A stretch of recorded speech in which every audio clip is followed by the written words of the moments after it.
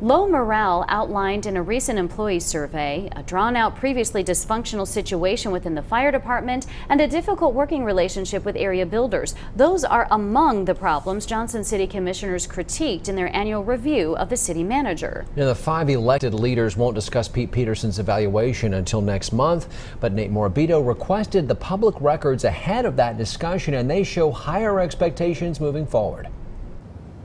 Remember, Pete Peterson earned a 2% merit increase last year after pulling in an overall rating of 3.4 out of 5.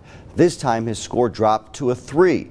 The commission, which includes 2 new commissioners, said in their individual responses they feel overall he's meeting expectations, but needs improvement in his ability to manage, supervision of staff development, and responsiveness to others.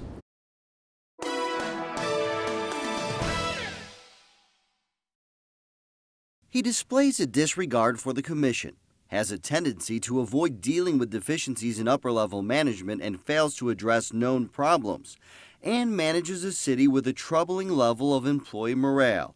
Just a few of the individual comments of Johnson City Commissioners in Pete Peterson's annual review. I don't wake up in the morning and go out looking for things to be critical of oftentimes, and especially when you're mayor, they typically find you first. Mayor David TOMITA gave the city manager the lowest overall score of any of his colleagues. It's not about what David TOMITA thinks, it's about what the city commission as a whole thinks. Human Resources is in the process of summarizing everyone's concerns, so commissioners can give Peterson their critique along with goals for next year. It's basically just customer service. We're going to continue to work on customer service. Vice Mayor Jenny Brock said as much in her review, raising concerns that developers and builders are moving elsewhere because Johnson City is too difficult and slow to work with.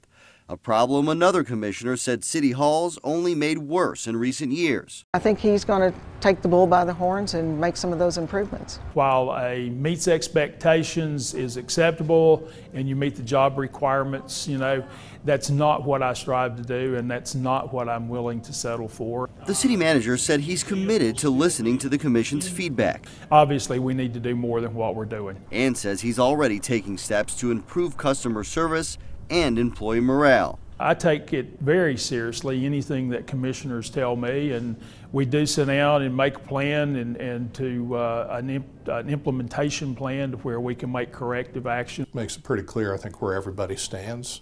While the mayor doesn't want to draw any conclusions until the final report is finished, the vice mayor calls Peterson a steady leader who is the right fit to continue managing the city. We have a great deal of momentum going.